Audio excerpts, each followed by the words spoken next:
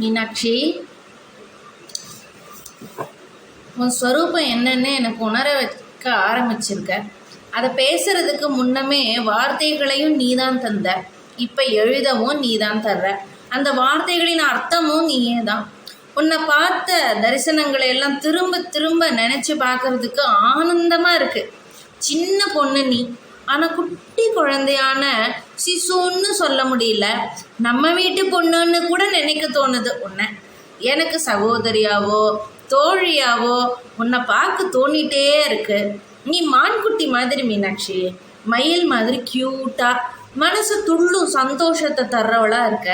உன்னை எப்போவுமே நினச்சிட்டு இருக்கணும்னு ஆசையை ஏற்படுத்திகிட்டே இருக்கேன். நான் டெய்லி ரொட்டீன் என்ன செஞ்சாலும் எப்படி சூரியனின் கதிர்களும் சந்திரனின் கதிர்களும் இந்த லோகத்தில் தடையில்லாமல் ஏதாவது ஒரு இடத்துல தொடர்ந்து விழுந்துட்டே இருக்கும், அதே மாதிரி தான் உன்னை பற்றின சிந்தனை எனக்குள்ளேயும் பிரகாசமாக தோணிட்டே இருக்கு மீனாட்சி. நான் என்ன வேலை செஞ்சாலும், நடந்தாலும், உட்காந்தாலும், வேறு வேலை பார்த்தாலும், சமைச்சாலும், நான் என்ன வேலை பண்ணிகிட்டே இருந்தாலும் உள்ளுக்குள்ளே மட்டும் ரத்த ஓட்டம் தானாக உடம்புக்குள்ளே நடக்கிற மாதிரி உன்னோட எண்ணங்களும் ஓடிட்டே இருக்கு. ஆனால் அது ஆனந்தமாக இருக்குது. அபிராமி அந்தாதியில் பட்டர் ஆரம்பிக்கிறாரு உன்னை எப்படி தெரியுமா?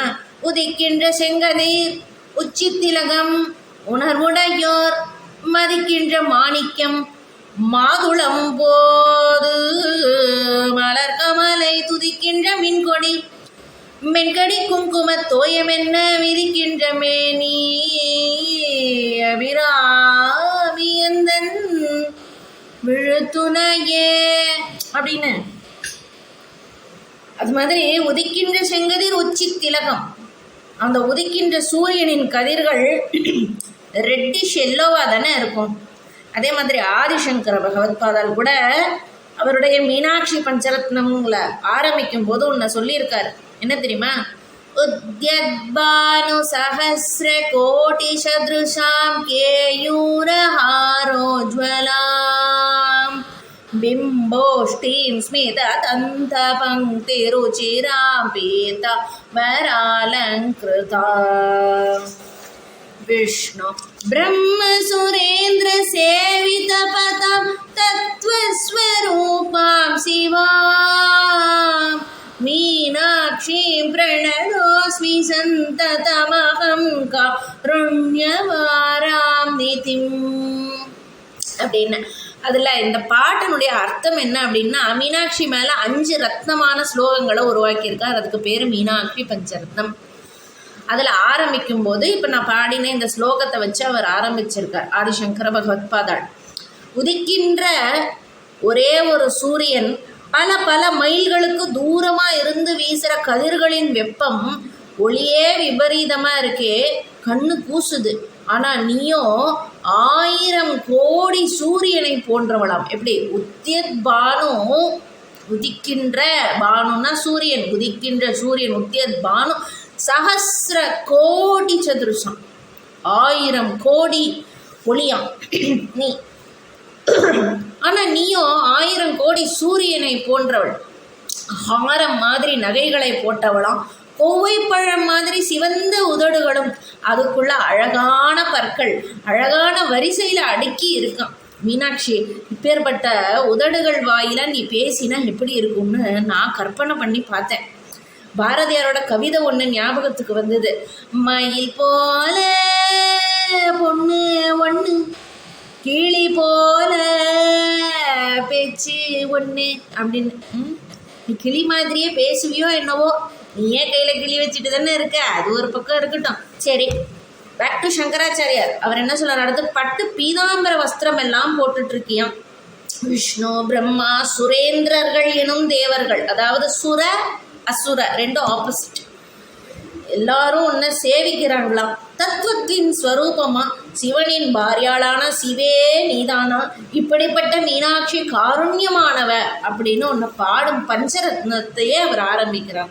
இப்படிப்பட்ட உன்கிட்ட எத்தனை நாள் நான் சண்டை போட்டிருக்கேன், நான் கேட்டதை நீ செய்ய மாட்டேங்கிறியே அப்படின்னு கோச்சுட்டு திட்டி இருக்கேன். உன்னை நான் கெஞ்சிட்டே இருக்கேன்னு என்னை பார்த்தா உனக்கு இளக்காரமா அப்படின்னு கோவப்பட்டிருக்கேன். எனக்கு அனுகிரகம் பண்ணினா நீ என்ன குறைஞ்சு போயிடுவியா?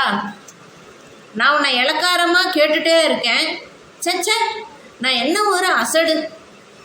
சாரி மீனாட்சி, உங்ககிட்ட மன்னிப்பு கேட்கும் அருகதை கூட எனக்கு இல்லை. மன்னிச்சுடுன்னு கேட்குற மாதிரியா நான் உங்ககிட்ட கோச்சண்டு திட்டியிருக்கேன்? நீ யாரு? எனக்கே தெரியாமல் நீ எனக்கு என்னென்ன நல்லது பண்ணிட்டு இருக்கேன்னு தெரியாத அறிவிலியா இருந்ததால என் செயலை இப்படி இருந்ததோ. ஆனால் இப்போவும் உன்னையெல்லாம் வேறு இல்லை அம்மா, உலகெல்லாம் என்ற அன்னை முன்ன எல்லாம் வேறு இல்லை அம்மா, என்னை ஓர் வேடமேட்டுலக நாடக அரங்கில் ஆட வேண்டாயம்மா, இனி ஆட முடியாது திருவுளம் இறங்கி ஆடினது போதும் என்று ஓய்வளிக்க நீ மீனாட்சி காமாட்சி லாயதாட்சி என பல பெயருடன் எங்கும் நீரைந்தவள் என் மனக்கோயிலிலும்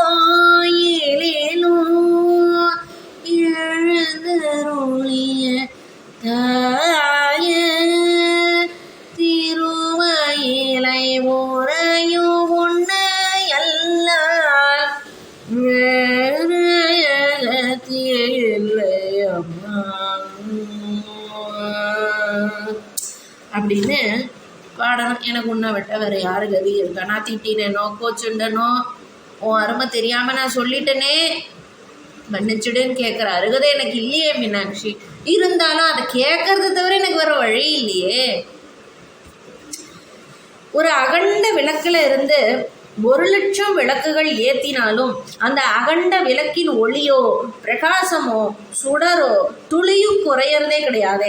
அதை போல அள்ள அள்ள அள்ள குறையாத நிறைந்த அருளும் கிருபையும் தயையும் காருண்யமும் கொண்டவள் நீ. யாரு? மீனாட்சி.